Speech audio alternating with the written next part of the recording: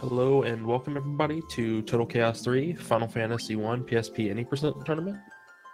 We should be getting started here shortly with a match between Roach and Straevaras. I do believe still round 1 of the tournament. I have Forsyth with me commentating, and I am Chris. Hello. This is our bracket phase that's getting underway.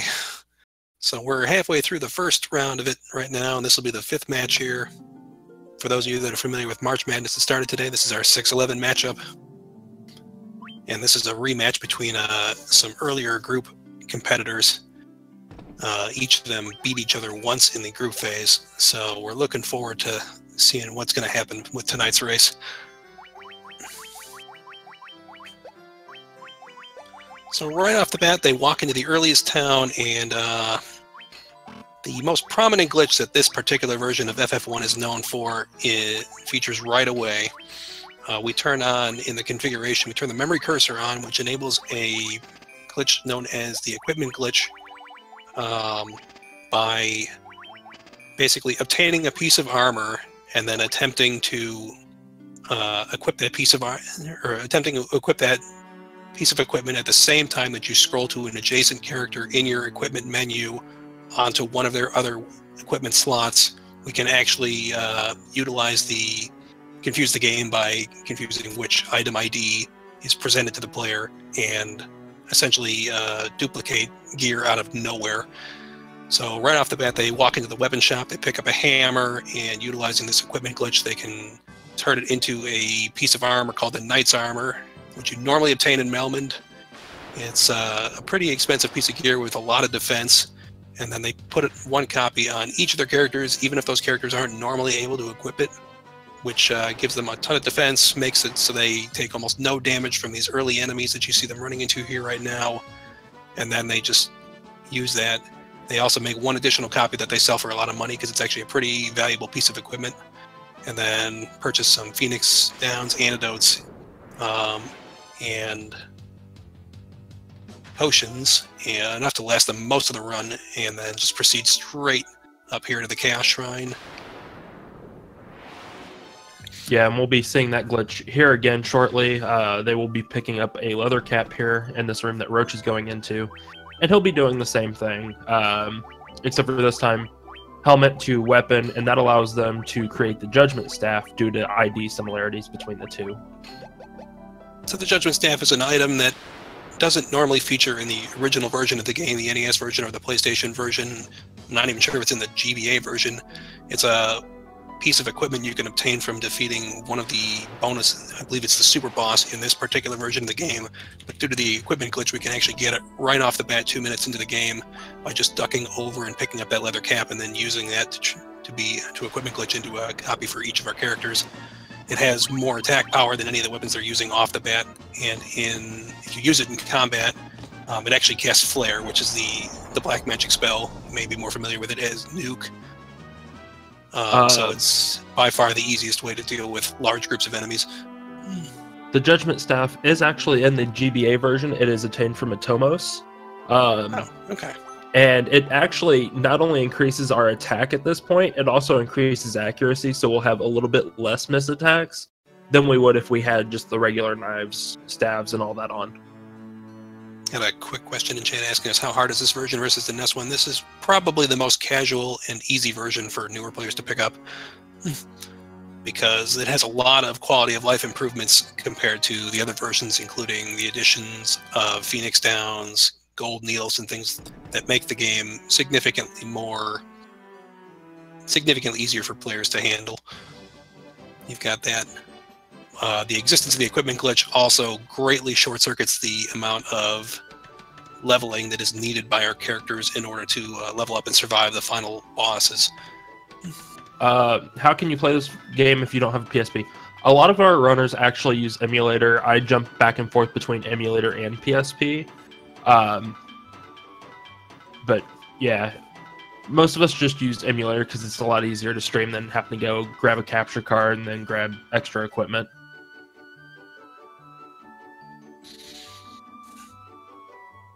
So they basically went up to the Chaos Shrine, and the Knight Garland had kidnapped the princess, Sarah, and we were actually tasked by the king of Cornelia to go rescue her, since Garland was the most prominent knight of Cornelia, and nobody else could challenge him. Once we rescue her, she takes us back to Cornelia, and then as part of a prophecy of us being the Light Warriors, the king agrees to rebuild this bridge here. So we see a short cutscene here on Stray's side while it's rebuilt. Meanwhile, Roach is just past the cutscene to get going. So right off the bat, they're just going to go straight to the next town, Provoca. We don't need any of the experience from any of the enemies at this point in the run. The forced encounters that we're getting will give us more than enough. So we're just going to try to run away from everything. Yeah, it's vastly different compared to like the GBA version, which I have started learning. Because like in that version, we go to level 2 before we even enter the Chaos Shrine. So it's vastly different from how we play, simply because of the equipment glitch. Yeah, the equipment glitch doesn't exist in the GBA version. It's only in this particular version of the game. It actually does to an extent, but it shows the equipment does not have the properties that it's supposed to. So it does, but it doesn't work. It's visual only. It's weird.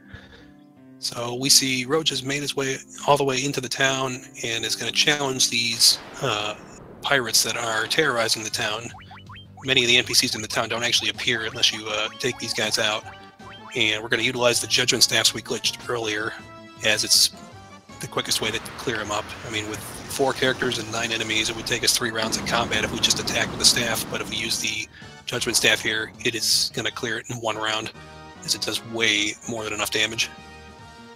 Yeah, that's the thing. These pirates have about 10 HP each, and it would take longer than the 8-second animation for the judgment staff, and that's the reason that we do it.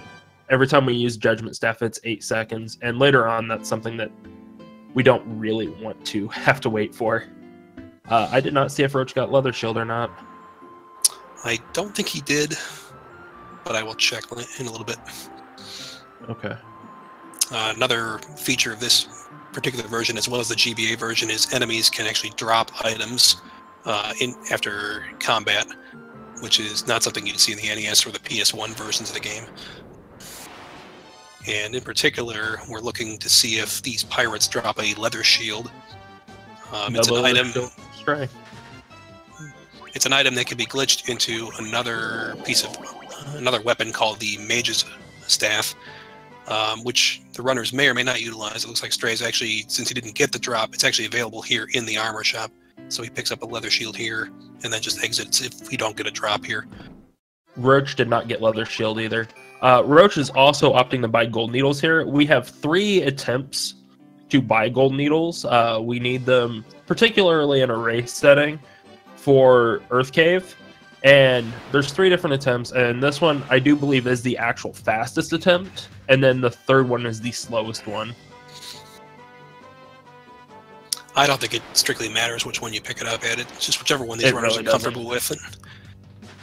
You don't strictly need gold needles to complete the run, but if your characters happen to get petrified, it is far easier to recover than if you don't have any. And petrification is an easy risk that can very well happen in a race setting. So it is highly recommended for races, but it is not necessary to actually complete an any percent run of this category with them.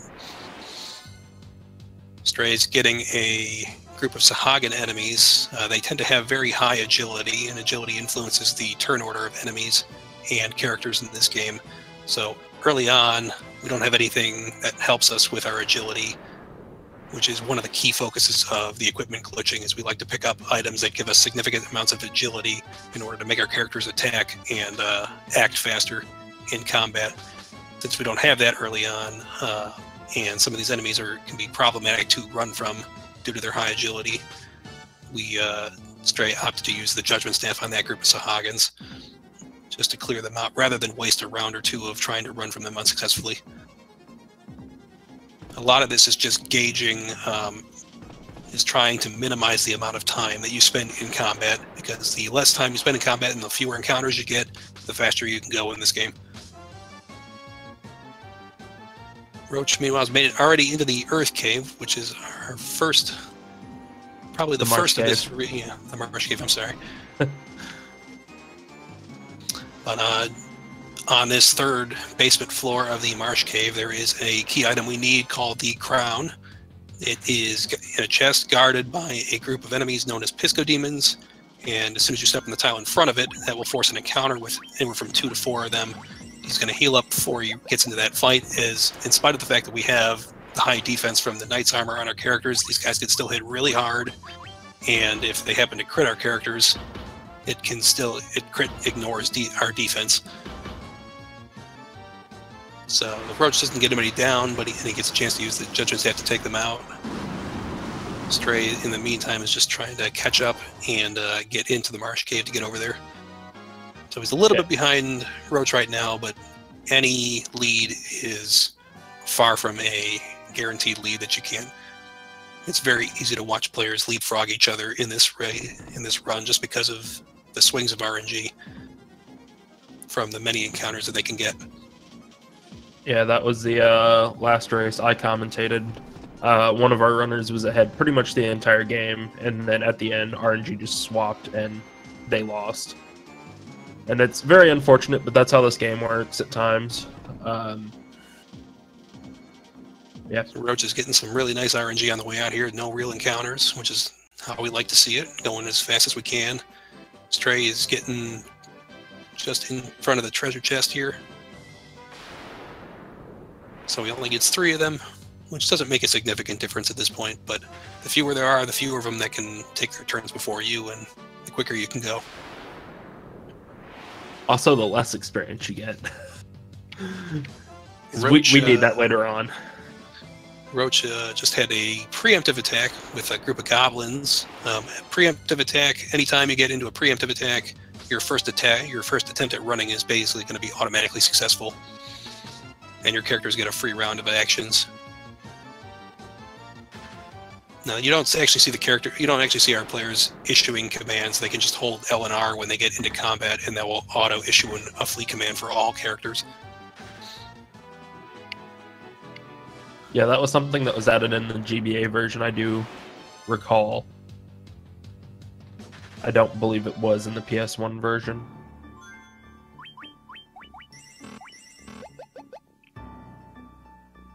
Roach has made his way over here to the Western Keep. Now that he has the crown, we return it here to the Elf King, or rather Astos, who is posing as the Elf King.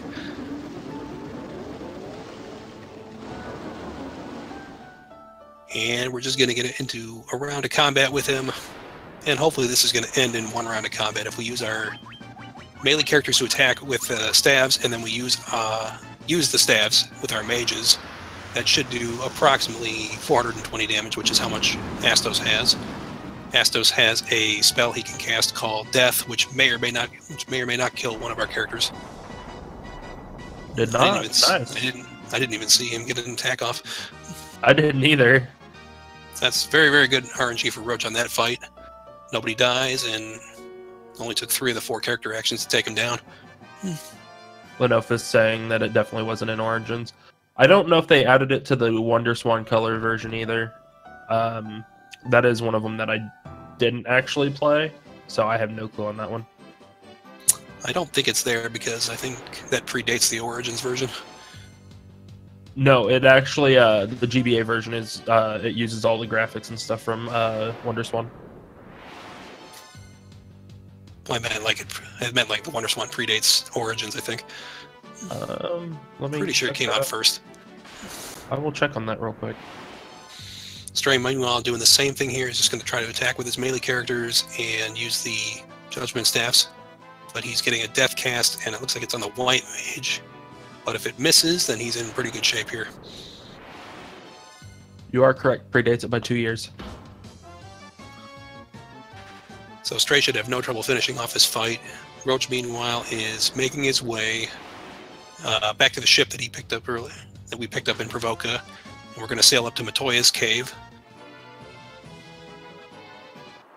The crystal eye that we are rewarded with a crystal eye for defeating Astros, which was stolen from the witch Matoya, and we just have to take it back to her in her cave, which is north of where we started the game.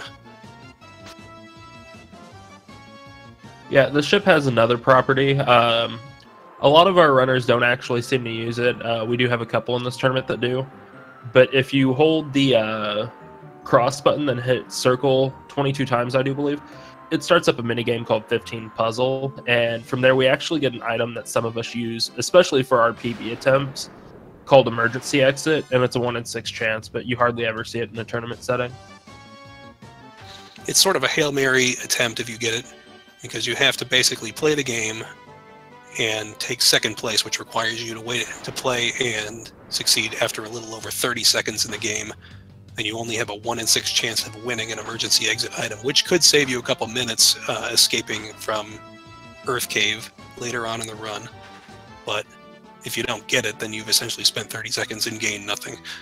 Yeah. And just giving your opponent 30 seconds worth of free time to try to catch up or overtake you or keep extending their lead.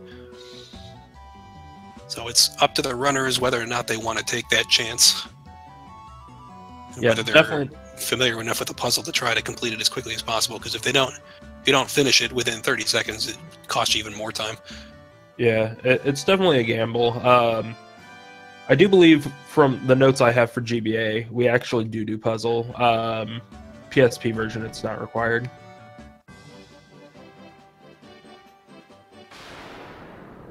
Puzzles primarily for, a couple key items there that they need for other things. Yes, we do have a couple of runners that actually do puzzle. It's always a treat to see. And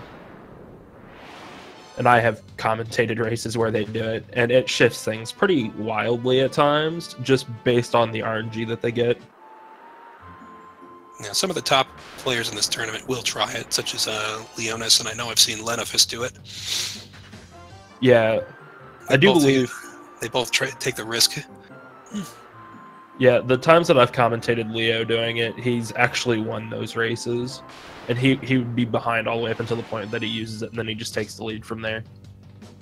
Yeah, it can easily shave a couple minutes off of your escape from Earth Cave, if you happen to have one. So Stray has made his way over here to Matoya's cave, and he's returning the Jolt Tonic. It's a little cutscene that plays out here. Roach is getting a little bit of a nasty encounter with sharks and Sahuagin chiefs. They can be a little difficult to run from early on here. Like, shortly after this point of the run, we're going to be picking up some equipment which will allow us to increase our agility, which will significantly increase the character's chances to act earlier in combat and run away from encounters. But in the meantime, Roach is not having enough success, so he just feels like smacking these sharks and the Sahuagins with a Judgment Staff, rather than use the Judgment Staff, which incurs an 8-second animation to kill everything. These Buccaneers, on the other hand, are usually pretty easy to run from.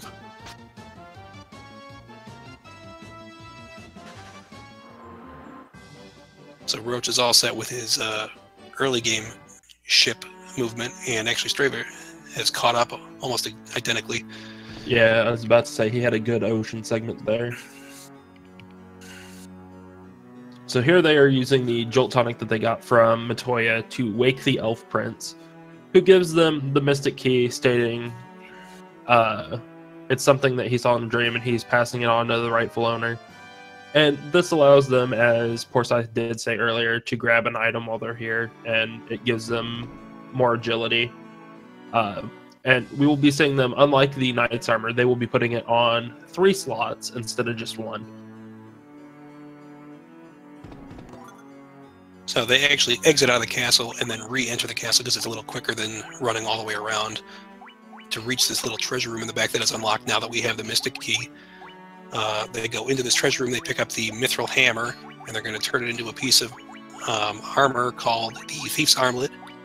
Each piece of equipment they put on one of their characters increases defense, evasion, as well as gives 5 points of agility. And utilizing the property of the equipment glitch, they can put multiple copies on their characters, including characters that normally can't equip this. This is not a piece of armor that was in the original game. This was a piece of armor that was added as bonus content originally in the GBA version of the game, and is still here, as well as in the PSP version, which contains all the content of the GBA version, plus 1 additional super bonus dungeon. Yeah, it's nice because each one of them adds around 6 defense, 10 evasion, and 5 agility. And evasion's really nice for them to not get hit. Stray gets a little lost there. Once we have that, we're all set with Alfheim. We head back to Cornelia and use the Mystic Key here in the back of the castle to reach these 2 treasure rooms here. Runners may go into one or both treasure rooms to pick up an item. The one they absolutely need to get is the nitro powder here, which is a key item that they need to get to the next section of the plot. They may also stop in the other one here and pick up a mithril knife. They can use this to glitch a piece of armor called the Black Robe, which can be used in combat to cast Blizzara. It doesn't do as much damage as the Judgment Staff does, but it has a significantly shorter animation, so for enemies that happen to be vulnerable to ice, it's a far preferred method in order to spend less time in combat trying to deal with larger groups of enemies. Yeah, definitely. From what I can tell about Roach's route at the moment, he may be using the old barb sword route. We'll know pretty shortly. Yeah. So once they have the nitro powder, they go here to Mount Dwerger, and they're going to hand it to this dwarf at the very, very bottom of Mount Dwerger named Narek, who's going to blow open a little canal for us. And once this canal's open, we'll be able to, our ship will be able to sail through it and then reach the rest of the sea. Because we've been landlocked for the early portion of this run, and we haven't been able to reach any of the elemental crystal dungeons, which is what we're trying to reach. The first one is coming up not long after this in the Earth Cave, but we haven't had any access to any of them to this point until we blow this little canal open.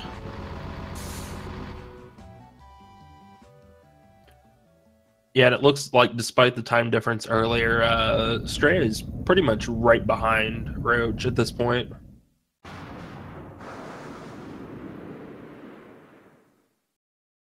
So this cutscene plays out here where the canal is blown open.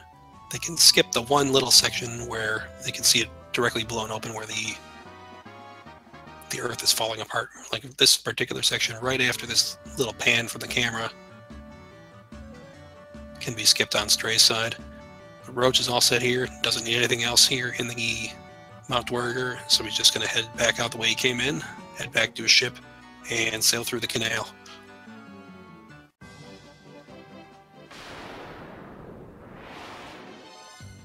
So it's maybe a 20 or 30 second lead for Roach at this point.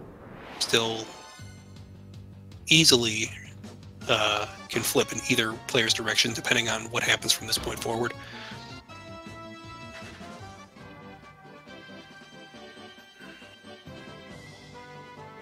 We have seen racers be able to overcome multi-minute deficits just with better RNG over the course of this, so this will not be over for the most part until very late in the run. If one player gets a significant lead by that point, it may be difficult for the other person to catch up, but otherwise the runners will always have the opportunity to pretty much catch up to each other. Stray's over here heading into Melmond, and it looks like he was actually able to pass Roach just like that by getting better encounters. So once he's here, he's actually going to purchase steel gloves in Melmond, and he's going to turn it into the most powerful weapon in the game, in this particular version of the game, called the Barbarian Sword. So if you're familiar with the NES version, the most powerful weapon there was the Excalibur, and which had, I think, 45 attack power, and in this particular version of the game, this Barbarian Sword is normally only obtainable from defeating the super boss in the PSP bonus dungeon, and has 125 attack power, plus a strength bonus. So Roach is actually doing... He's doing 4 barb swords on his characters, which gives him a little more flexibility in combat with his melee options, but it's going to give him a little less flexibility with dealing with larger groups of enemies or unrunnable groups of enemies. Stray, meantime, is using a more commonly used route these days known as the Lustdagger route, and he's using it with a number of items, including the Mage's Staff, Black Robe, and gauntlets, which give him additional options for casting spells in combat with the items that he has. Stray is getting an ambush here in the Earth Cave. So each of these 8 wolves that he's run into gets one chance to attack his characters. And then once all 8 have taken their shot, Stray then gets to act and try to run away or anything like that. We're trying to avoid, if possible, just getting larger groups of enemy ambushes, as those take more time than smaller groups.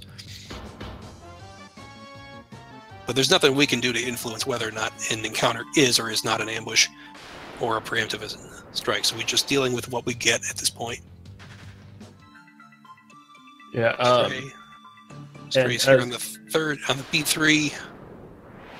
He's working his way through this. Some runners may opt to take a safety save here, as this is probably the first significant location where runners may encounter difficulties with certain enemies here.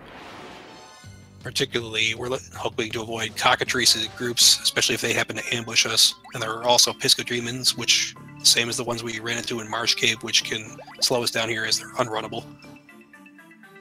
So Roach took a quick safety save. Stray didn't bother.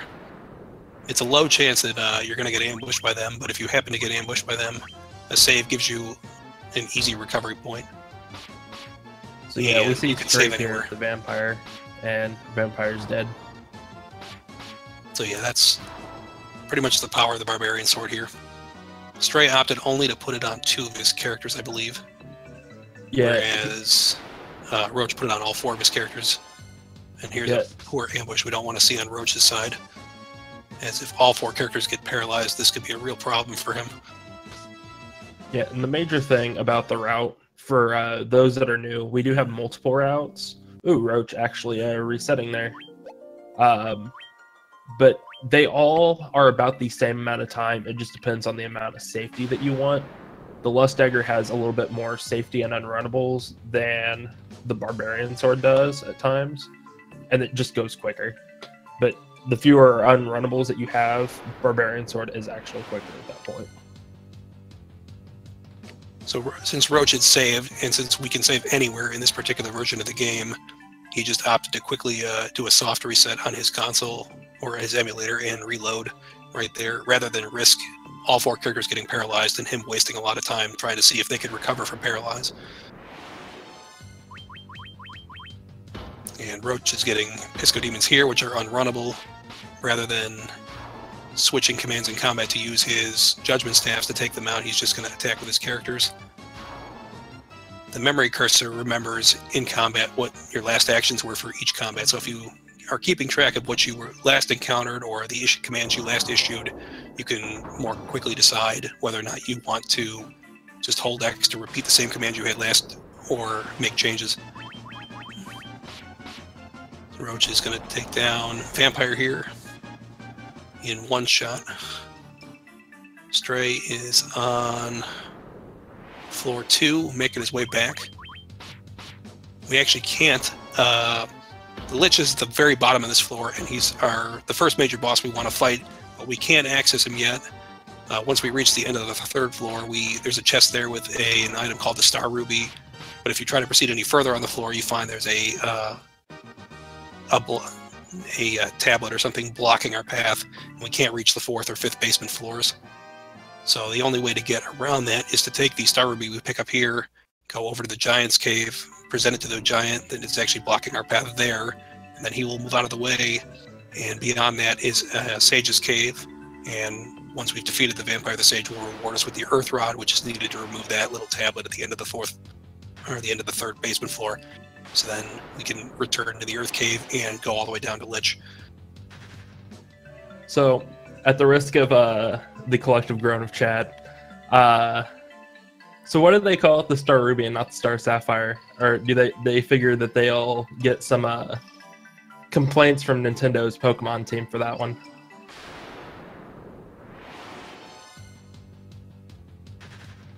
Nothing. Okay. My bad.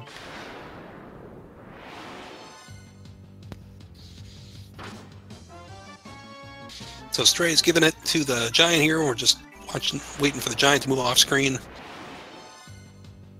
Roach is going to do his best now to try to catch up now that he's lost a little bit of time and had that reset.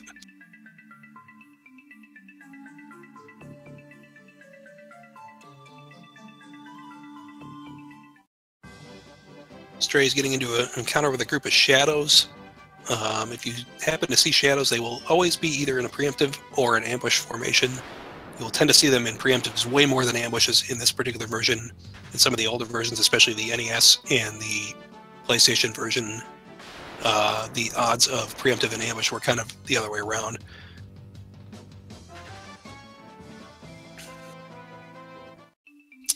How did the golem climb the stairs? That's a good question, because we don't actually get to see that. So you get to use your imagination to figure out what happens there. Roach getting poisoned here. Poison isn't particularly dangerous to the party here, but each tile we walk, either in a dungeon or a town or on the overworld with poison on our characters, the poison character takes 1 point of damage, which isn't a lot, but it adds up if you just keep walking everywhere.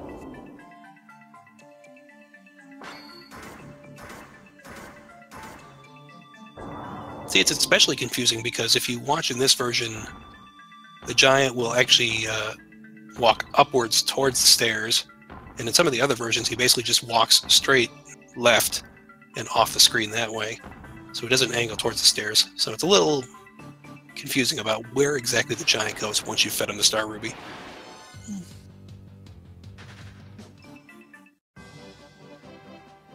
Stray is making good progress here back to the Cavern of Earth. Roach is approaching the Sage's Cave to go pick up the Earth Rod.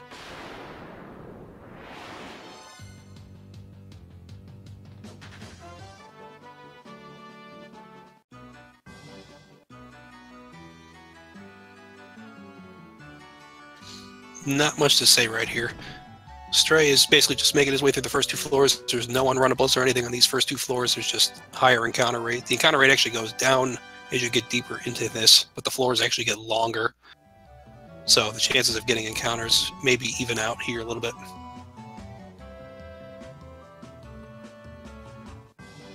So Stray's here on the 3rd floor, which is again where we start to see the dangerous enemies. He really just doesn't want to see Pisco Demons, large groups of undead, especially if they happen to ambush him, or cockatrices, especially if they ambush him. But Ogre Chiefs are just fine.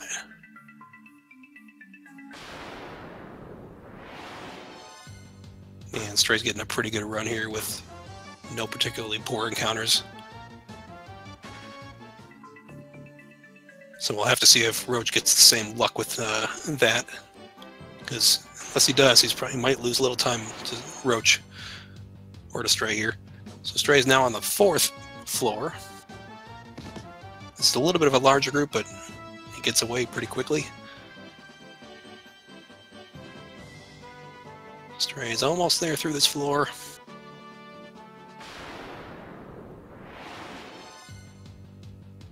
Well, this is unrunnable here, so this is going to cost him a little bit of time while he has to deal with these Pisco Demons. Roach is going to try to get into the cave.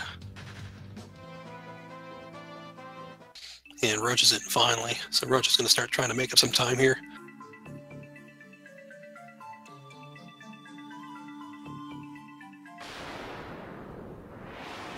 And Stray's on the final floor now. The only thing we're trying to avoid here in particular is 1 in 64 Earth Elemental encounters, which are very slow, as you're required to kill them. Up on the very last tile before Lich here, Stray gets an encounter, luckily for him it's a preemptive. And then he's just going to heal his mages just in case, but it's not really going to matter at this point. He's going to take a safety save here, because our characters are significantly under-leveled at this point, and Lich can use a Blizzara attack on us before we can even act and possibly wipe out our party. We can do probably anywhere from a good 140 to 180 damage on our characters. None of our characters have enough HP at this point to survive that kind of attack, so healing up is kind of pointless. It's more of a setup for later if our characters survive. But he's going to try to basically two-hit Lich if he does enough damage with the Barbarian Sword attacks, and he does. He's going to do 1,200 damage with those 2 attacks to be able to kill Lich in one go, and then hope Lich doesn't paralyze, either attack and paralyze one of the characters or use Blizzara to wipe the whole party. So Stray gets it on the first try, no problems. And now we see the characters restore the light to the Earth Crystal here, the first of the 4.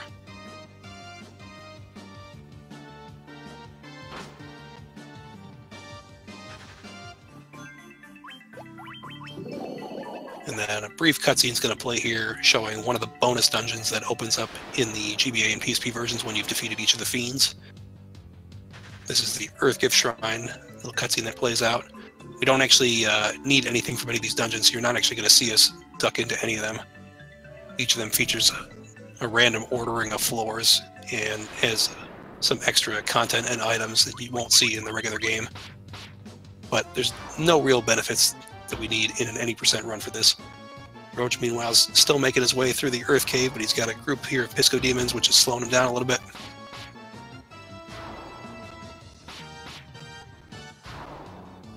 Stray's walking back to the ship to head to the next destination. Low.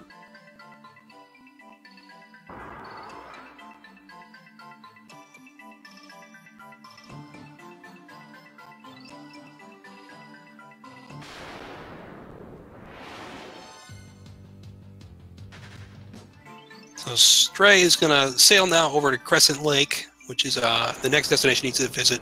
Once you've defeated Lich, there's a sage there that will reward you with a canoe, which is another travel option we'll have on the overworld, giving us an additional option for traveling over rivers or little ponds. And we actually need that to be able to access a couple of the next key locations. Yes, I heard that. I don't know what it was. Not sure where it came from exactly. Or what was said. Roach here's on the final floor here. Stray's unfortunately just having a little trouble with this particular C group here.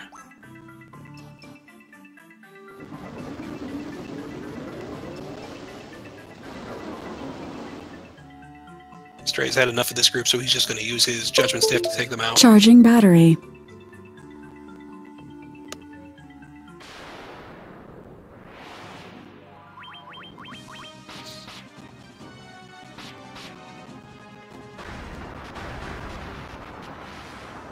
Roach also having good Lich encounter there.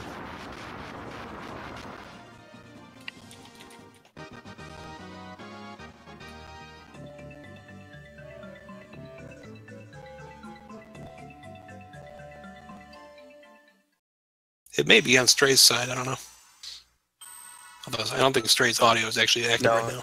It's Roach's. It's on Roach's side.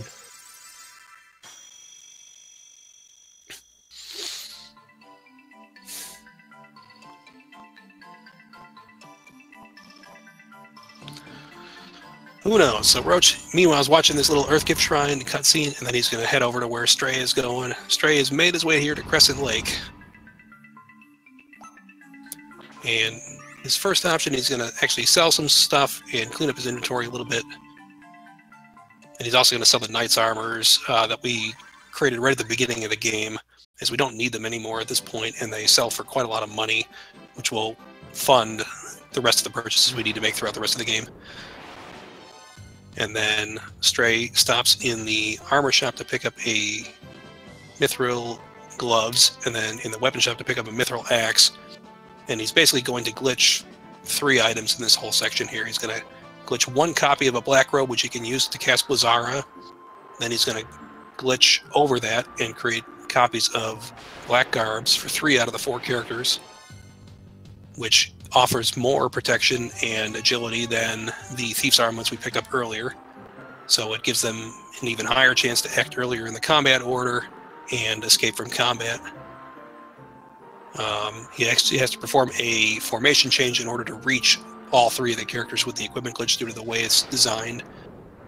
So he can reach the first 2 characters, the Thief and the White Mage, right off the bat, and then he has to switch the positions of the White Mage and the Black Mage so that the Warrior can glitch onto the Black Mage.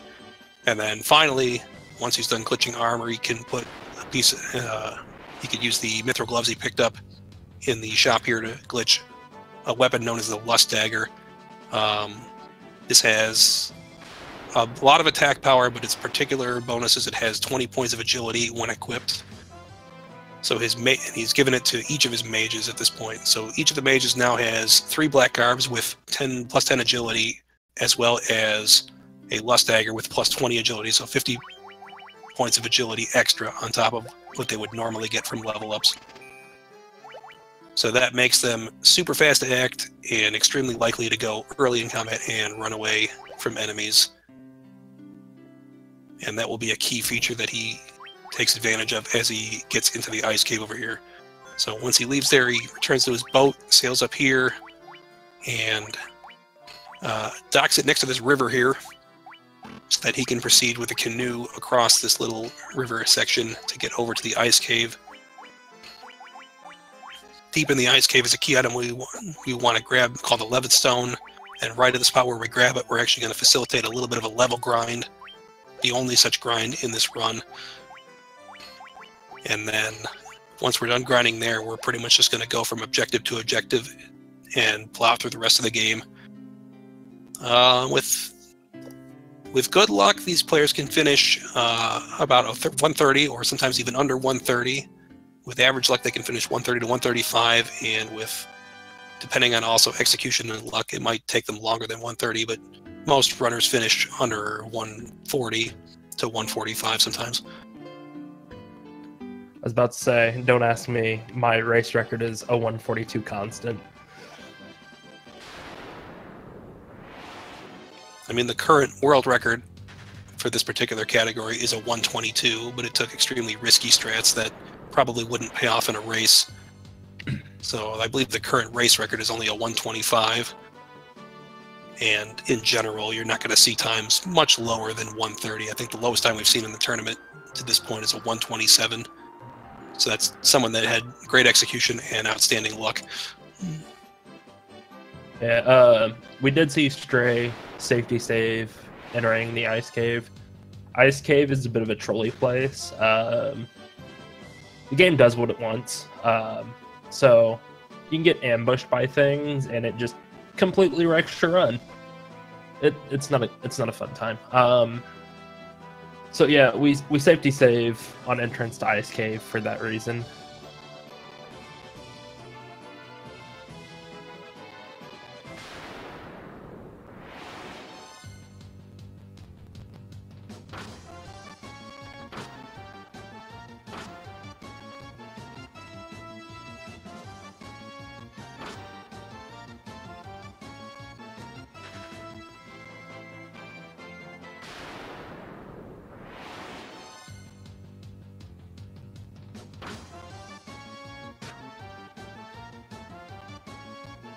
And one of the other things, we typically don't heal up after the first Pisco Demon fight in Marsh Cave. This dungeon is actually the reason why we want our warrior and our thief to die here. Reason being is we'll have to grind some experience and some levels on our mages, and the way experience works in this game is it divides the experience that you get by all remaining party members. So you get 2,000 experience points, it's 500 experience points for each member if they're alive. Whereas if it's just the mages, it's 1,000 each. So we're going to be grinding our mages here right before the floater or levistone. And we're wanting to get around level 18 plus an encounter. Reason being is we want to be level 19 after class change, that way we can get some spells. And they're vitally important to finishing the rest of the run. So Stray getting pretty good luck there with Thundara from Evil Eye. Pretty much what we want to see. Not all the time does it happen. But you'll be seeing Stray grind Evil Eye here for a while. Not healing up is a bit risky though. Reason being is the Evil Eye encounter is always a forced encounter, but whenever you move off that tile, you can also get another encounter. So anything can happen. We hope that it doesn't, but I don't know. On this particular route with a Lust Dagger, it's not particularly dangerous to get an encounter on the off tile. Running away from this. Yeah, well, I mean, getting an encounter in the first place is already bad luck there. And Roach is trying to run here from an Ice Gigas, which is unrunnable. It's probably just a force I have at trying to run from everything here. But Stray is doing a good job here. Evil Eyes are worth about 3,200 XP, and split between the two mages, that gets each of them 1,600 roughly for every fight he's doing. And you usually need to do 1 or 2 fights to gain a level around this level. So he's probably going to look at 7 to 9 fights total to try to get to the level he needs to. He's going to do 1 more. He's at 17 right now. He probably wants to reach 18 before heading out of here. And he didn't get it there, so he's going to do one more, it looks like.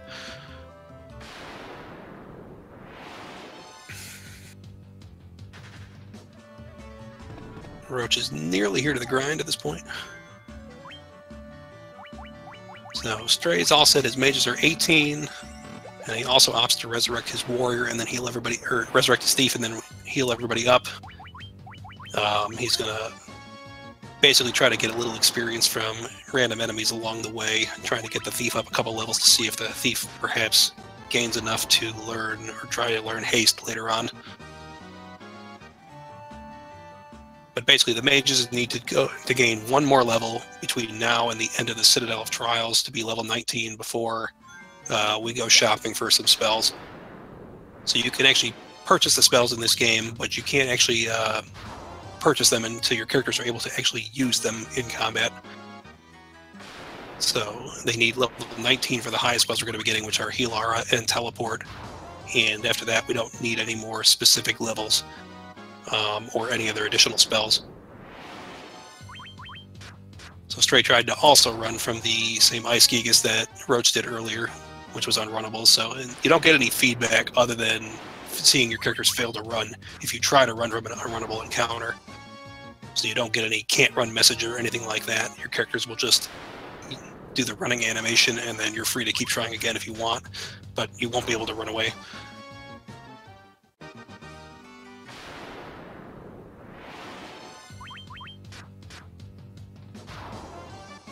Stray getting quite a number of encounters on the way out, which is slowing him down a little bit. Roach is still in the middle of the grind here. Roach actually does have Lust Daggers here, so he's not doing a straight 4 Barbarian Sword route like we used to. The Lust Dagger was kind of discovered by some runners during last year's tournament and has been featured prominently since about a year ago. But prior to that, I mean, before we knew of its existence, most runners basically just did 4 Barbarian Swords on all their characters and used that instead, which made Ice Cave a little riskier. The Lust Dagger, the additional agility boost from the Lust Dagger has tended to make Ice Cave a little bit safer.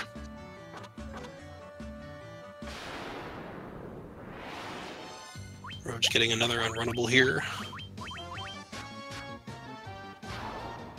Lucky for them, they're not getting White Dragons or Dark Wizard ambushes, which can instantly pretty much wipe them.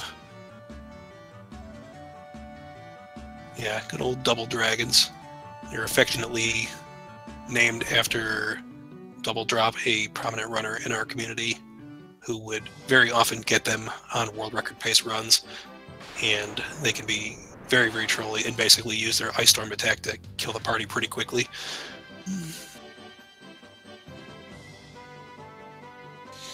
So Stray took the Levistone here down to this little desert where there's an airship buried underneath it, and uses the Levistone to raise it from the desert after the short cutscene here that we can skip. And we pick up the airship, which is now the fastest form of travel on the overworld. It's pretty much 4 times faster than walking. The ship is like twice as fast. The canoe is basically walking speed as well. And there's no enemy encounters while you're on the airship here. The only caveat is you have to be able to land the airship on a grass tile, which can be a little few and far between from some of the destinations we're trying to reach here. So Stray's going to head to the Citadel of Trials, but he's going to have to park way east of it with his airship and then walk way over to get to it. There's a slight risk of sandworms in that little desert area he just crossed. Sandworms can cast a little earthquake attack, which can kill our characters at this point, but they don't tend to be very dangerous unless they ambush you. Roach also getting the airship. Actually looks like he's made up a little bit of time here on Stray. He's certainly not very far behind. So Roach grabs his airship, and Stray enters the Citadel here. You're going to talk to this NPC, otherwise you can't actually go to the next floor. You go through this door, stand on this little throne, and that takes you to this next one. The second floor is a little bit of a puzzle that you have to solve. There's just a number of teleporters here. Some of these rooms have multiple teleporters if you want to If you take the wrong one, it sets you back to the start. Most of these runners know which ones to take, though. For a casual player, you generally want to take the one that's located on the bottom or the right. If you're presented with an option of two of them. Stray getting Dragon Zombie as a random encounter here. He's going to be forced to fight one at the very end of this citadel here, but getting one here is a little it's not good for him at this point. Citadel strays through the puzzle, so now he's on the final floor here. He's just got to walk, basically circle around this room here, but he's got to go through this door, and as soon as you step on this tile, it forces an encounter with 1 or 2 nightmares, which are actually runnable, and you can try to run away from them, but the general path of this route wants us to kill them quickly, as it tends to be easier with the equipment we have, and we can use the experience to try to gain level 19 on our mages. Did you say that one of them had a zombie dragon encounter? I believe Stray had one. That is a 1 in 64. Yeah, it's 1 in 64 if you happen to encounter it. I believe on the 1st or 2nd floors. Although there's no encounters on the 1st floor, it's the 2nd floor. 2nd and 3rd. Oh, and there it is again. Yeah, Stray getting really unlucky here. But I mean, it's good for his characters because they're getting plenty of experience, but probably more than he needs at this point. He was already going to be forced to fight them once at the very end of this section here. So he gets through that section here, and he actually detoured to pick up an item that you're going to see Roach pick up here in a second. And Stray also picks up a little gauntlets here.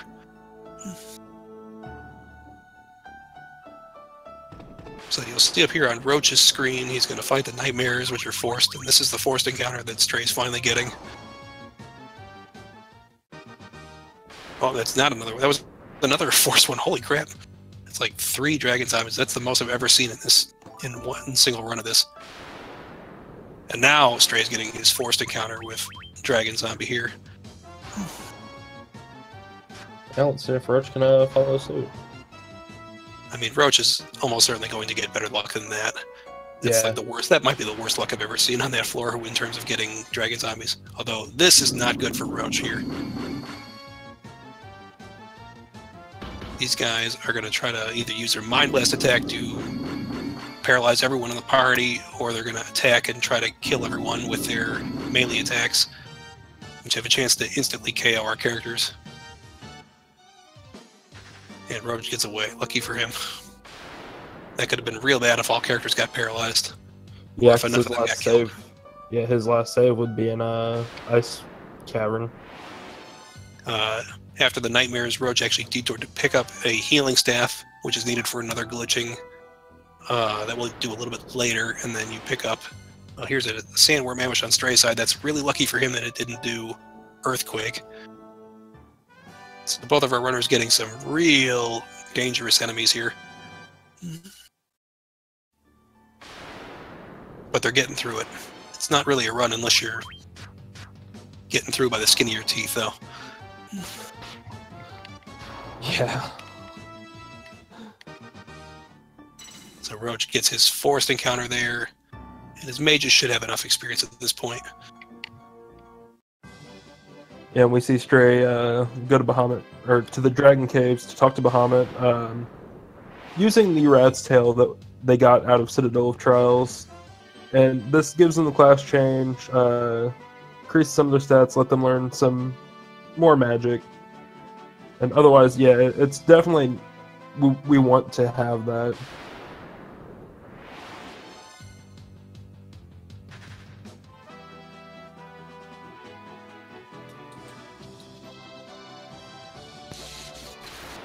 So immediately following this class change, Stray is going to be able to perform a glitch thanks to the upgraded requirements of our party from the class change.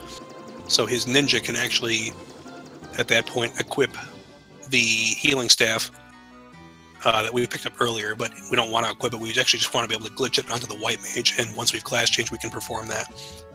So he turns it into a lordly robes and puts it on the white mage.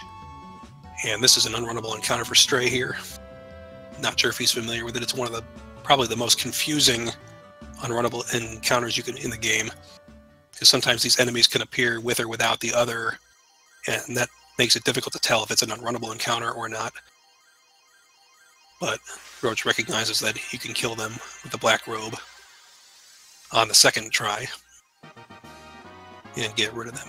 But the lordly robe that we put on earlier on the white mage raises her intelligence by, and he's getting it again. Look at this. But he's it raises the white mage's intelligence by 20 points, giving her enough offensive power to be able to use the items that we have in our inventory to kill enemies quickly. Stray runs into the caravan, runs out, and then runs back in to purchase some Giant's tonics. It's not strictly necessary. Basically, as soon as you've purchased the bottle from the desert caravan here, a new menu of items opens up in this version of it, including a bunch of tonics that you can use in combat.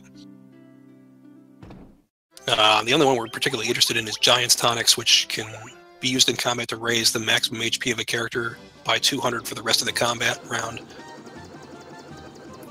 It's only really necessary for us on the final fight of the game, and it's a safety strategy in case our characters don't happen to get enough experience or enough HP from the natural level ups they get throughout running this route.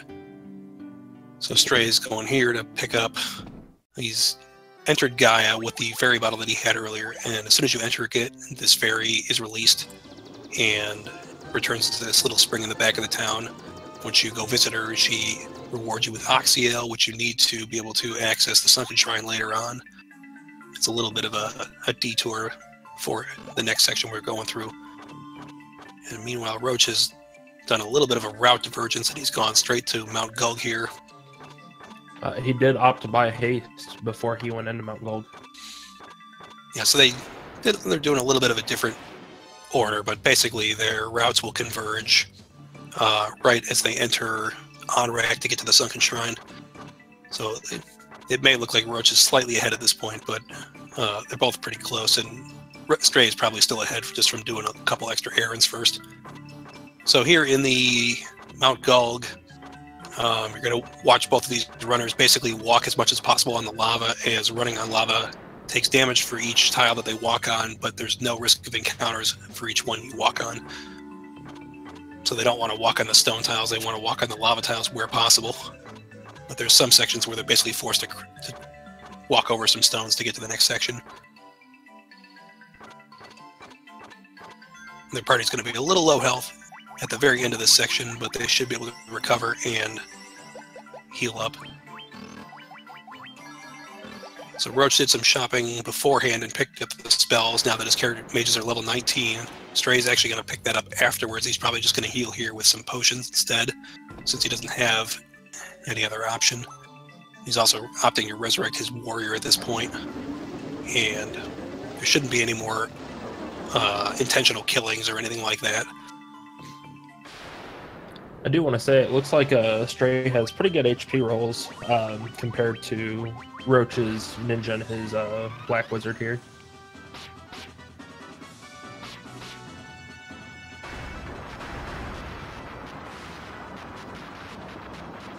Yeah, definitely.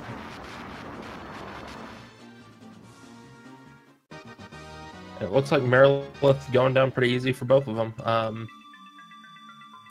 Yeah, she only has about 1,440 HP, I think, and Stray's ninja especially hit over 1,000. Made it very easy for her to go down in 2 hits. Yep. So yeah, we may be saying tonicless from Stray, and if his levels come out pretty decently, then he may have double haste tonicless.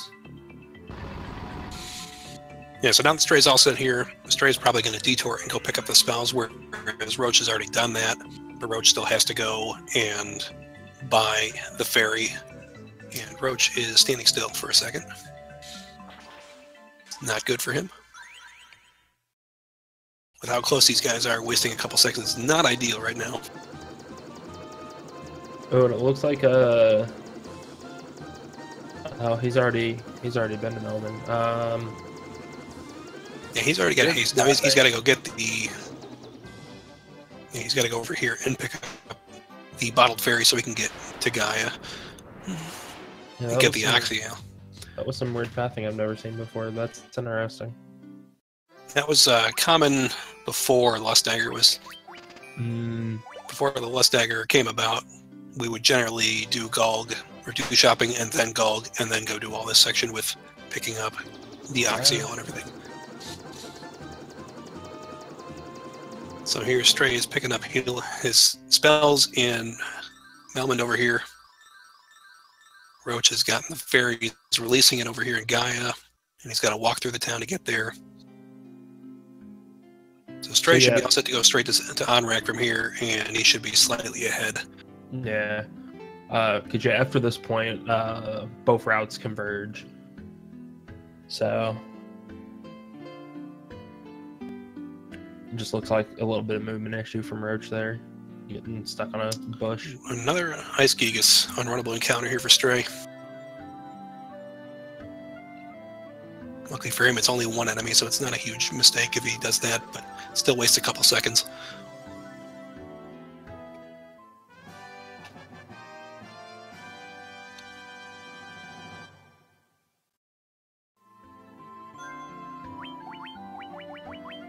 And Roach is actually going to use teleport here. He's going to set that up for later. Stray actually didn't have access to that when he did this section, so although it's roughly even whether or not you want to walk out or teleport out from Gaia.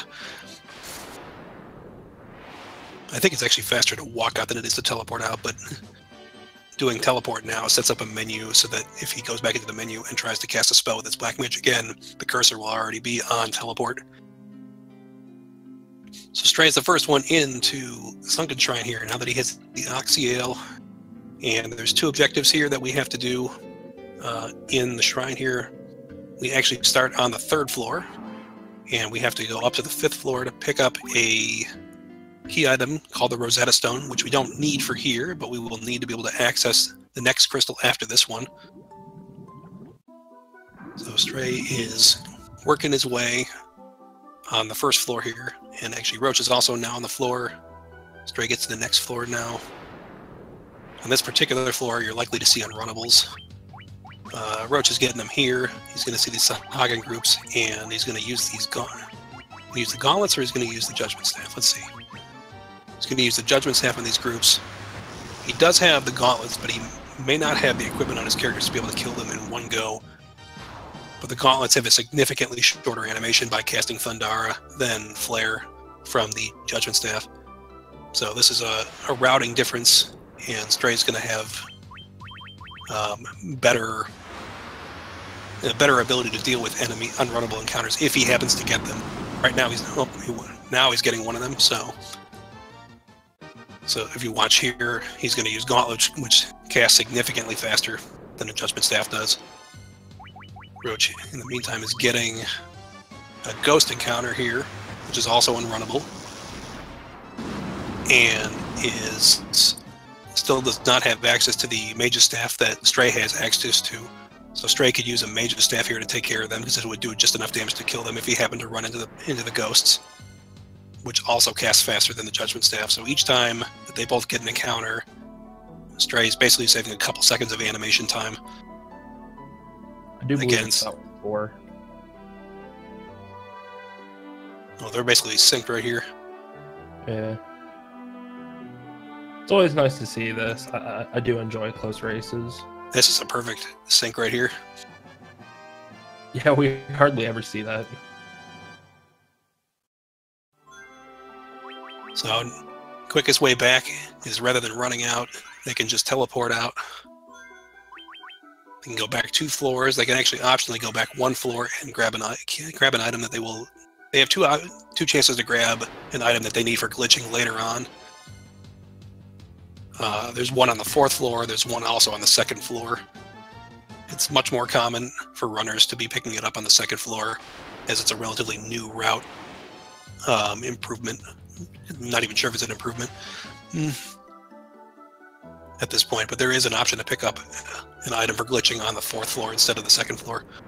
neither runner took that option here, so they're going to have to go down to the first floor to face Kraken, but on the second floor before they get there, they're going to detour into a treasure room and pick up a light axe item.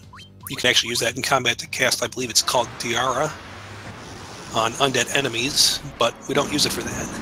We use it to glitch yet another piece of equipment called the Survival Vest, which is yet another piece of equipment that was only in the PSP version of the game, which has even more agility for our characters, and that's significantly, and that's the highest amount of agility they're going to have on their characters throughout the rest of the game. So at this point, they're maxed out on almost as much agility as they can get from all the characters. So you're going to see Stray put survival vests on all of his characters here. He's going to put 4 on the Black Mage, 3 on each of the Warrior and the Thief, and then he's going to put 2 survival vests and 2 Lordly Robes on the White Mage to make sure she's got enough agility and intelligence to be able to quickly handle larger groups of enemies. We'll see what Roach does on this side. Yeah, and this is one of the second times that we see them put equipment on the shield slot.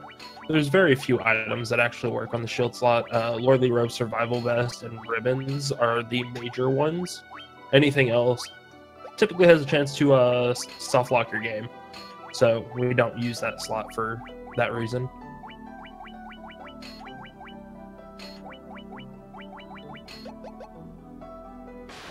Roach opting to put 3 survivals on each character, and then just 2 Lordlies and 1 survival on his Mage. So Stray still has the advantage here. He's using Mage's Staff to take care of these ghost encounters. They're pretty even. It looks like Stray beat him out a little bit on the menuing.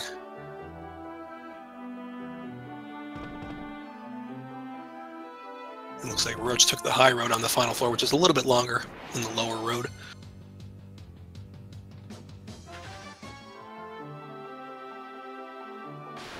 They're still pretty close right here. Basically just leapfrogging each other with each encounter they get. Stray overlooking that door quickly. I do believe Stray did that in his last race too. I'm not entirely sure. He may have. Stray is a relatively new runner to this category. Roach was in last year's tournament. So this is the first year that Stray's participated. This is the 3rd tournament we've held of this so far. There's only a handful of runners, myself included, that have participated in all 3 runners, or in all 3 tournaments to this point. And Stray has actually made some pretty significant improvements over the 4 races he's had in the group stages. And I believe his last race was a PB. That was a win over Roach at that point. I do believe so. Let's see here. So Stray taking down Kraken without too many problems. Kraken is the least threatening of the middle. Doesn't have any danger attacks he can use against us. We have significant defense, and his AoE attacks are just not very effective against us. I think his worst attack is Blind, which doesn't really do anything to us. So Stray with a slight, looks like maybe 10-second lead here. Yeah, his last race was his PB.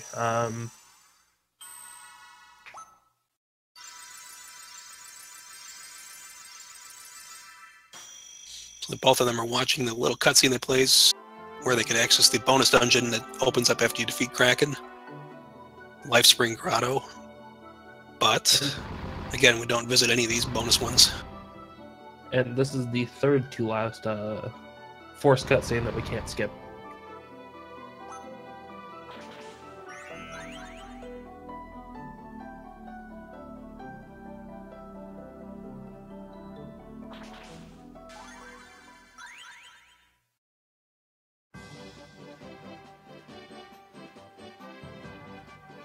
So here they are leaving Sunken Shrine, going into Waterfall Cave. This place has a pretty high encounter rate. Quite a bit of stuff that we don't want to see. Nightmares, which are pretty easy to run from at this point, simply because we have that extra agility. But we do get quite a bit of encounters pretty often here, and we're just hoping for the best RNG we can get.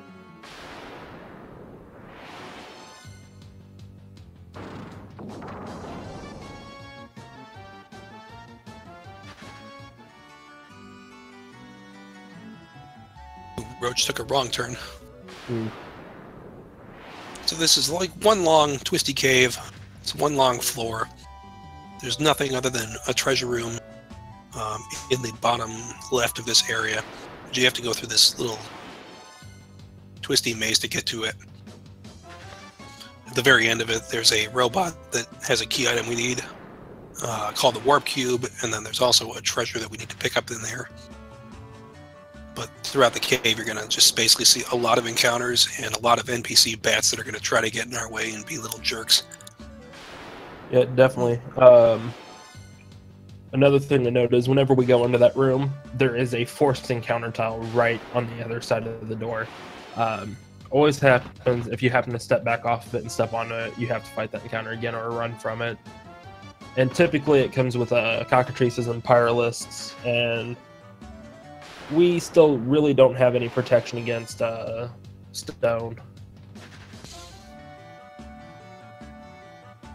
We don't, other than our characters are still not particularly vulnerable to it at the point, based on their levels and their equipment. Yeah. But here we see the really unlucky part where Roach is getting an ambush on this particular forced encounter tile. Pyralist casts a little death gaze attack, which actually manages to land on the warrior, but this is still not particularly dangerous for him at this point. So he's just got to resurrect the warrior, which is going to cost him a few seconds of menuing.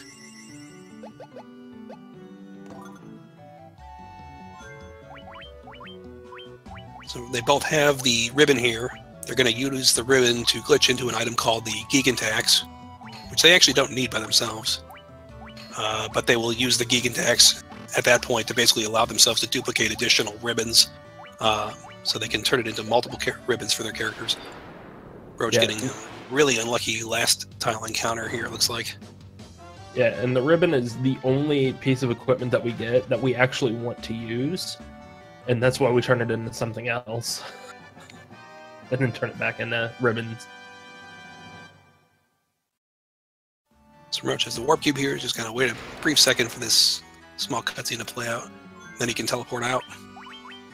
His teleporting is considerably faster than running at this point, so I mean, in general, now that we have teleport, if we have the option, we're gonna basically use that to get out of dungeons, because it's way faster than trying to walk back out. Some of these dungeons just have a lot of encounters and are just really long. Stray, meanwhile, has gotten out of there, got back to his airship, and flew back over to Melman for one last visit. The Rosetta Stone we picked up in the Sunken Shrine, we need to take it to this NPC here, Dr. Un, who can translate it for us. If we don't translate it, we can't communicate with the NPCs in the next town we're going to visit, called Lufenia. So if you actually happen to walk over there without translating it, the NPCs are basically just going to be talking gibberish to us, and you're going to waste a lot of time. So Stray is flying now over there, and Lufenia is another of those locations that has a particularly inconvenient landing spot for the airship. There's only one tile to land it in this little section of the map, and then he's got to walk a long distance on the overworld just to reach the town. Roach is all set here with translating the stone.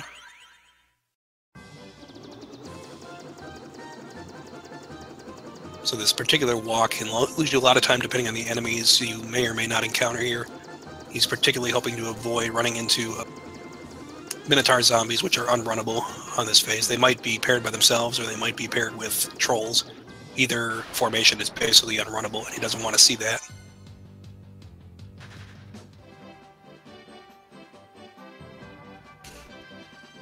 Roach begins to walk over while Stray is all set here. So again, it's faster to teleport out. It's unrunnable over here.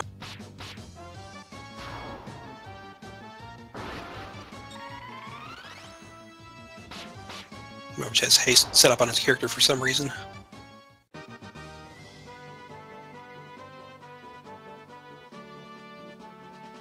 Stray is getting a large group of Minotaur zombies trolls. So his easiest way to deal with that is going to be the mage's staff here. Using it with his white mage. She should have enough intelligence to be able to basically take them out with that. Stray doesn't have that option, so Roach doesn't have that option. Roach either has to attack with his Barbarian Sword characters or Lust Dagger characters, or he's got to use the Judgment Staff if there's a larger group of them.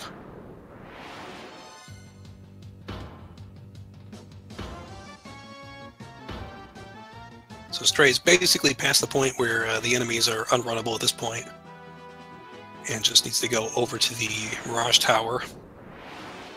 We stop into Lufenia to talk to one of the NPCs to pick up a chime, which we need to be able to access this tower here that Stray's entering. We go through 3 floors of the Mirage Tower, and at the very end of that, there's a little tile that we can use, the warp tile, or the warp cube that we picked up in the waterfall cave to be able to go up to the Flying Fortress. So you need both of these to basically proceed all the way through the dungeon in one go. So Stray's on the second of the 3 floors of the Mirage Tower at this point. It's not particularly dangerous to us, it's just a pretty high encounter zone. So you're going to see him usually get quite a lot of encounters in this section as he just makes his way through this really twisty floor here. Roach getting an unrunnable Minotaur zombie troll here, and since he doesn't have the Mage's Staff that Stray does, he's opting to attack with his characters to take them out one at a time. It's probably a couple seconds slower than if he had a Mage's Staff, but he just doesn't have that access to that in his route. Stray is going to step onto the 3rd floor into this room, and there's a forced encounter here with a blue dragon, which he's going to take out with one shot with one of his melee characters. Yeah, I do believe anytime that you have to attack with more than 2 characters, it's a time loss over using an item. 3 is a bit of a toss-up. 2 is usually faster to melee, 4 is usually faster to use an item, for sure, and 3 is kind of a toss-up, just depends on which commands you had queued up from any previous combat. Yeah. But it just depends here. So Stray enters the Flying Fortress, and he's got to go through the 5 floors of it. Lucky for him, we don't actually need to detour and do anything else here. We just have to make our way through the 5 floors. So Roach is doing his best to try to catch up here. Stray is hoping to avoid any encounters with evil eyes that are here, as they're unrunnable.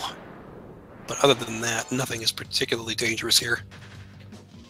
We can always still hope for Warmac. We didn't get any Tyrannosaur, so... Yeah, we're keeping track internally of a lot of the 1 in 64 encounters that our runners are seeing throughout their various races. And the most prominent and well-known of these 1 in 64s is probably Warmac. We're only going to see him, if we see him, on the 5th floor of the Flying Fortress. He's a pretty rare encounter. We've only seen a couple of them in the tournament so far. I've actually seen 1 myself, but I think only 2 or 3 have actually been seen in the entire tournament up to this point of maybe 30-some matches, I want to say. There's been 3 documented. So Stray makes his way to that floor, and he's going to talk to Tiamat here. He didn't get any Warmac on the way up to this floor. He may have a chance to get one after this encounter here with Tiamat. Tiamat has a little more HP than some of the other fiends to this point, so with Stray's strategy, he's going to haste up his ninja and try to go for 2 attacks with his melee characters to see if he can do enough.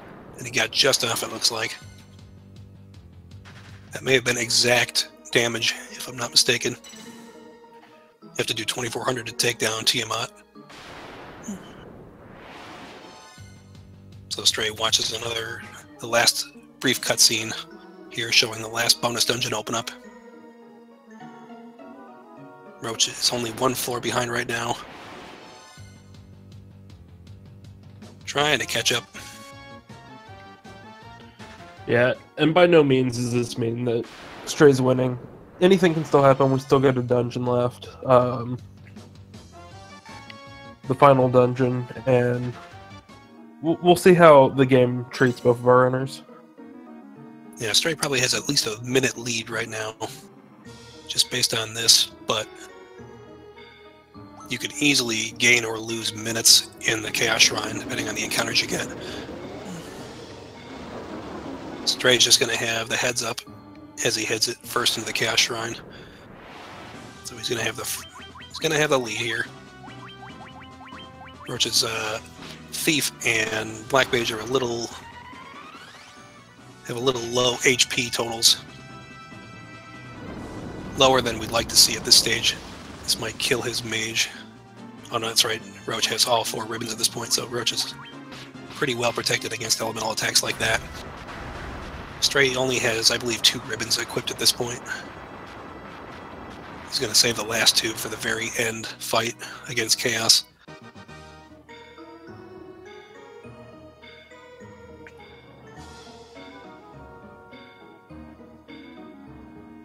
So a brief cutscene plays here when you first enter the Chaos Shrine.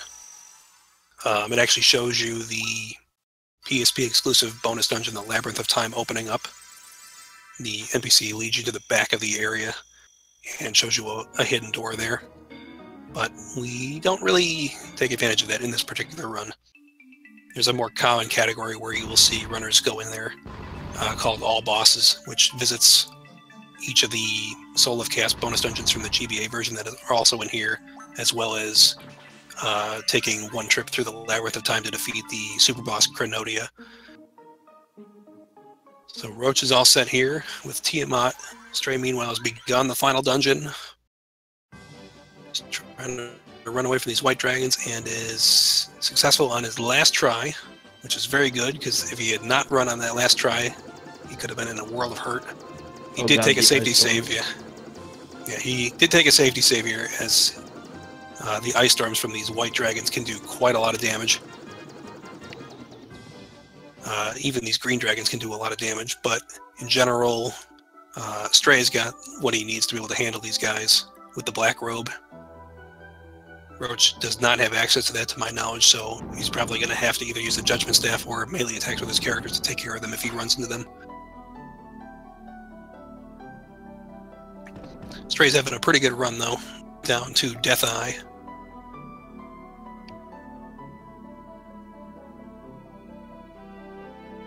Almost made it there. Ooh, but a 6-enemy ambush is going to slow him down a little bit. Lucky for him, they're just Black Knights. They're not really dangerous to us. Yeah. And Roach is getting ready for the final dungeon now, so he's probably going to take a safety save here as well, or at least he's going to heal up. Yeah, this definitely gives Roach a little bit of a chance to catch up. Not too much of one, but Roach could be as little as a minute behind or a couple more, depending on the encounters he gets. And this is an encounter that's going to slow him down, because these purple worms are unrunnable here. opting not to safety save either. And this is technically the last cutscene on Stray's side, the loot, but I don't consider it a cutscene, I consider it a pleasure. Yeah, it's the last quick reprieve before we get started on the final section. So Stray is going to start making his way towards the floors where you refight the enemy fiends. He's going to get an Ice Gigas Winterwolf, which is one of the least desired encounters he wants to see at this point. Same for Roach.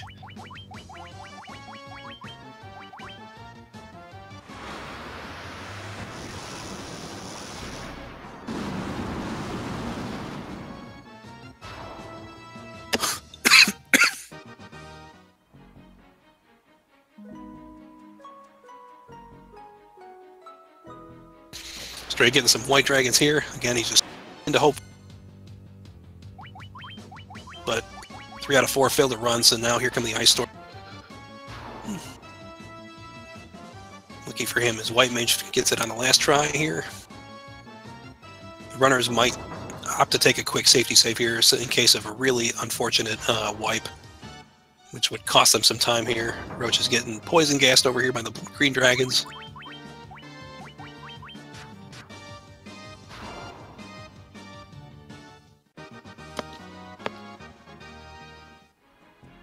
And Stray is now on Lich's floor here, fight floor.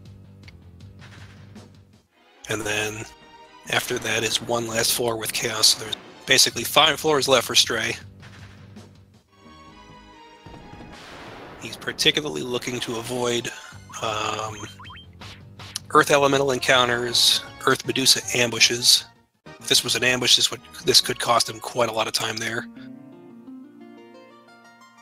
But beyond that, nothing is particularly dangerous on this floor.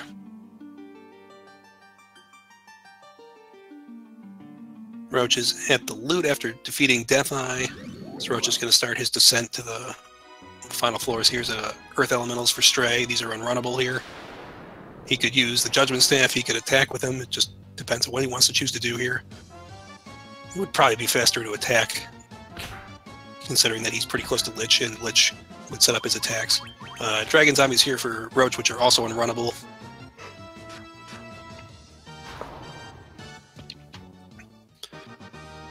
Stray goes straight into the fight here, but he's at pretty much full health, so he should be in pretty good shape. He's going to heal. He's going to haste his warrior or thief and try to one-round this if he can get lucky enough. He got more than enough damage from his thief to one-round that one. Lich only has, I think, 2,800 on this refight, and his Stray's ninja did 2,500. That was a huge crit. Roach so the way, is getting Ice Geese Winter Wolf over here, which is unrunnable, slowing him down a little bit. So the way using items work, the Judgment Staff, where we have like 4 of them, when you use them on all the characters, it does count down, but after you use it, they go straight back in your inventory. Yeah, so you can't use more copies than you actually have in your inventory, but they are not consumed otherwise. I mean, you're reusable every round, if you'd like. So Stray goes straight on this next floor. This is probably the shortest. No, is this the really short? No, Tiamat's floor is the shortest. But, this is the second shortest. This is the second shortest one where Stray has made his way over to Marilith and has to do 3,200 to take her down. This usually takes 2 rounds. Roach is now on Lich's floor, so Roach is basically 2 floors back at this point, trying to catch up. Stray's got 3 floors left. Both of these are unrunnable for each of these runners. Yeah, Stray getting water elementals. I feel like Kraken's floor is the longest. Kraken's floor is definitely, I believe, the longest. Although it might be Lich's. There's definitely more. It definitely winds around more on Kraken's floor, but Lich has a pretty long floor too. Roach getting Earth Elementals, not what he wants to see right now, because he doesn't want to see unrunnables. Because he needs an opportunity to try to catch up to Stray. Stray, meanwhile, getting Sharks and Sahagin Chiefs, which are not unrunnable at this point, so he can get away from them. He really just doesn't want to see water elementals on this floor. Roach continues to get unrunnables over here, which is not helping him.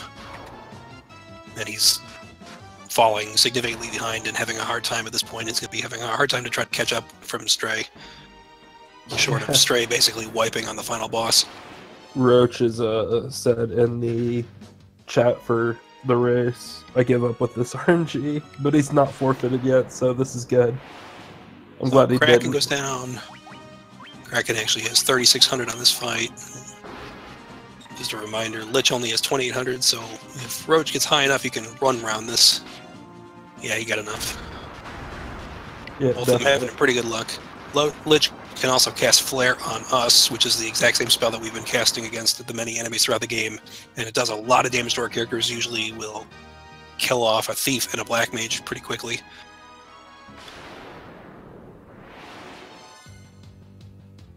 Stray straight into Tiamat here on this final floor, so Tiamat has significantly more HP than the other ones. Has 5,500 on this refight, so it usually takes anywhere from 2 to 3 rounds depending on how you set up your party. Yeah, definitely, but he had a clean Tiamat fight. Roach will probably want to heal here soon. So Stray is all set with random encounters. There's nothing on this last floor other than chaos. So he's going to set up his party at this point. He's going to put a piece of equipment called the Golden Staff on his mage and raise her agility as much as possible. Or I'm sorry, raise her intelligence as much as possible and lower her agility as much as possible, so that she heals for as much as possible and acts last in the turn order. And then he's going to switch the weapon on the Black Mage to a Barbarian Sword, so she does more damage. And give each of our characters a ribbon so that they can withstand AoE attacks a lot better. Then just going to heal up and ether up the party, and then should take a safety save as well. Yeah, we may see a tonic on Stray's ninja. So Stray's ninja's a little low on HP compared to what we would like. We usually want to see 300 plus, but if you don't get that, then we can use a Giant's Tonic with one of our characters to raise its HP by 200 for the duration of the final fight.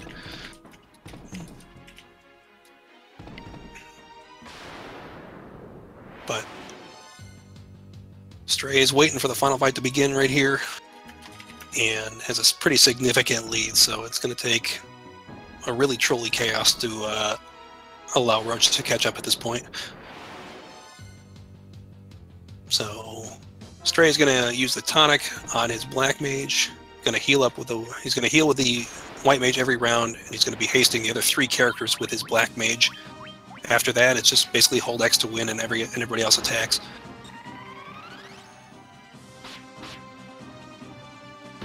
His black mage has 277 max HP, which is probably more than enough that he needs, so he doesn't need to use a tonic to raise that HP total anymore. Roach, meanwhile, takes down Kraken and is slowly catching Stray at this point. So we may see Roach get into Chaos before Stray finishes Chaos, but depending on how this combat goes, we'll have to see. Yeah, I think Stray's outside of the danger zone at this point. Anything can still happen, though. Yeah, the opening 2 or 3 rounds of Chaos are the most dangerous, particularly if you have low HP Thief or Black Mage characters. As Chaos' many attacks can do quite a lot of damage. Slower on the ninja there, too. Yeah, slow on the ninja is going to slow him down a little bit. Not pretty significant, and if Stray just re-hastes, it's not a problem. So yeah, Roach takes down Tiamat, no problem, and is now on the final floor. Just has to set up his party and then watch the little cutscene while we get into the Chaos fight.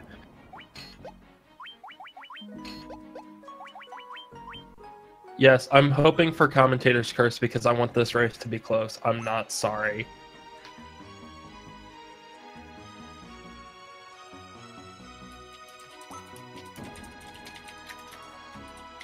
Yeah, Stray's just in hold X to win mode at this point, because you can just hold X and it will repeat its attack commands every round.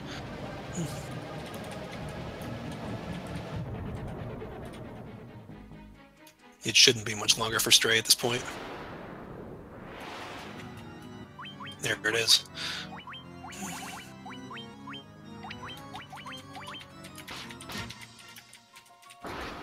Yep. Stray finished with a time of 1:31:45 and an SRL time of 1:31:46. And well, let's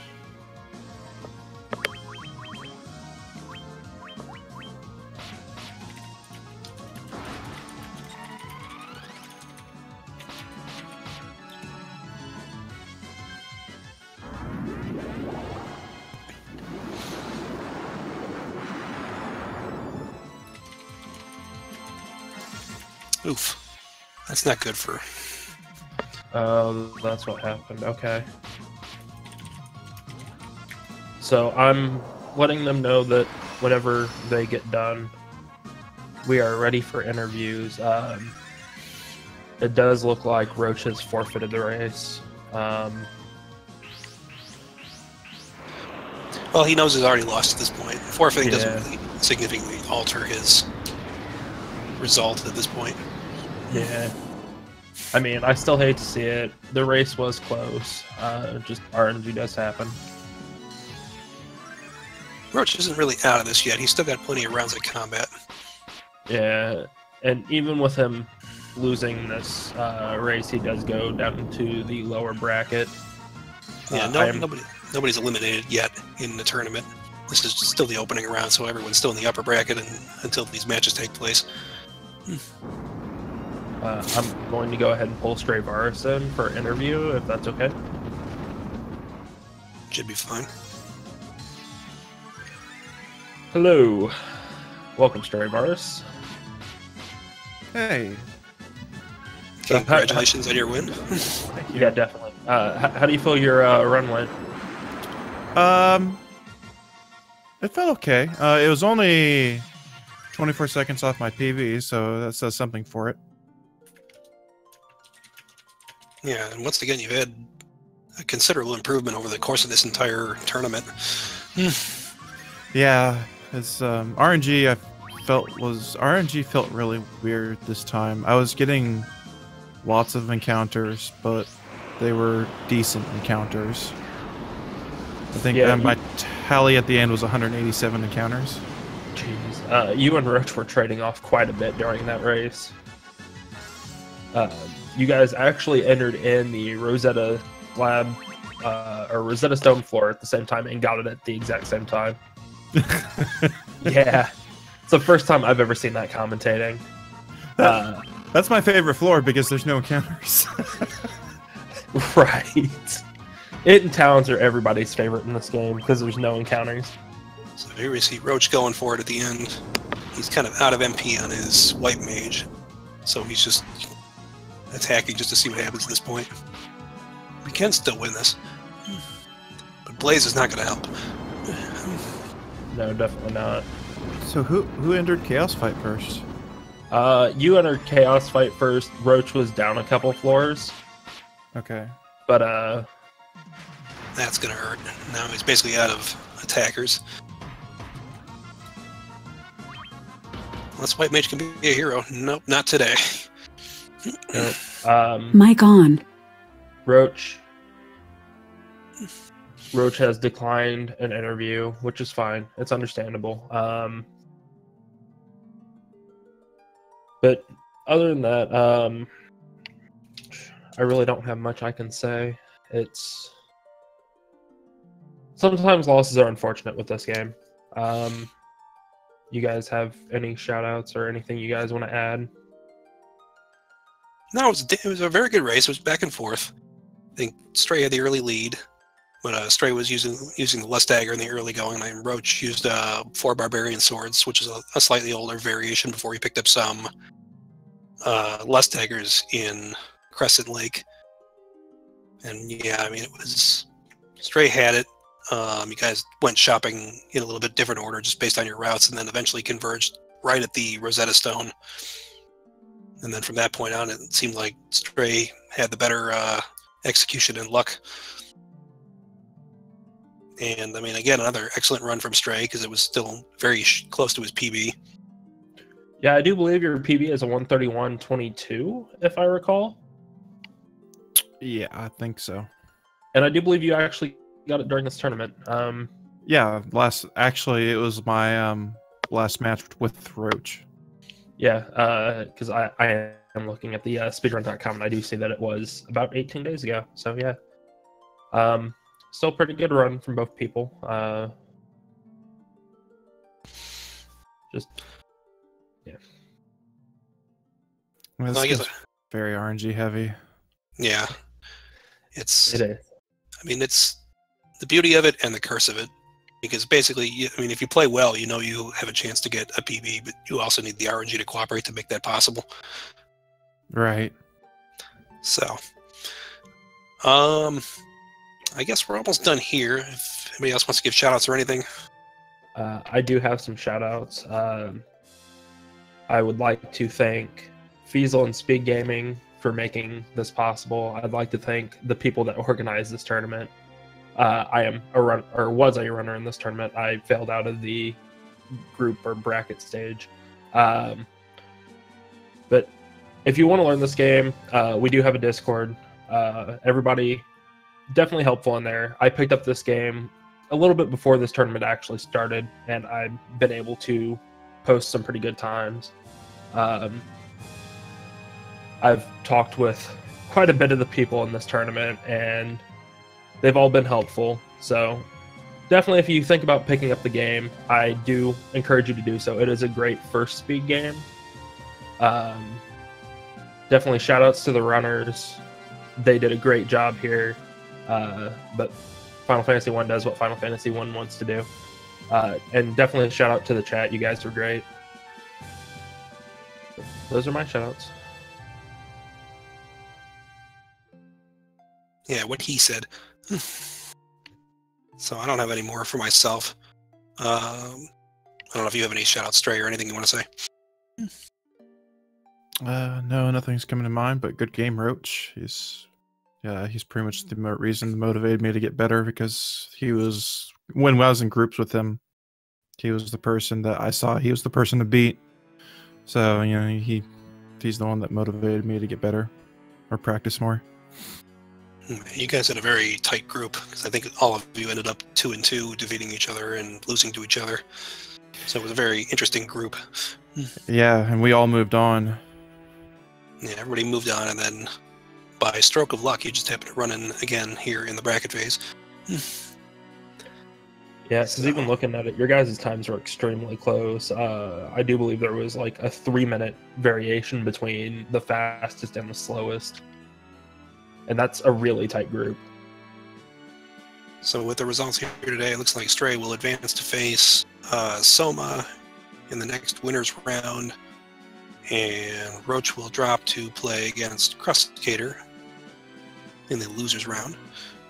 But we'll have to see what happens from here. Those matches probably won't be scheduled until next week. Yep. We have a couple more matches coming up later this week. I think we have one on 10 p.m. Saturday, and then we have 4 p.m. and 9 p.m. matches on Sunday. Those are Eastern times. So those are the last 3 matches we have in this first round of the bracket, and then we'll move along to the top 8 and the lower rounds as well from there. So thank you everybody today for watching and supporting Speed Gaming, and we'll see you soon for some more races. And to those that do want to stick around, there is Diddy Kong Racing on Speed Gaming 4. There is a Super Metroid race going on Speed Gaming 3. And on this channel at 11, there is Ori and the Blind Forest. So, yeah, definitely check one of those out. Please support Speed Gaming. They're fantastic. Subscribe, follow. Definitely anything helps. So, all right, thanks everybody. We'll see you next time.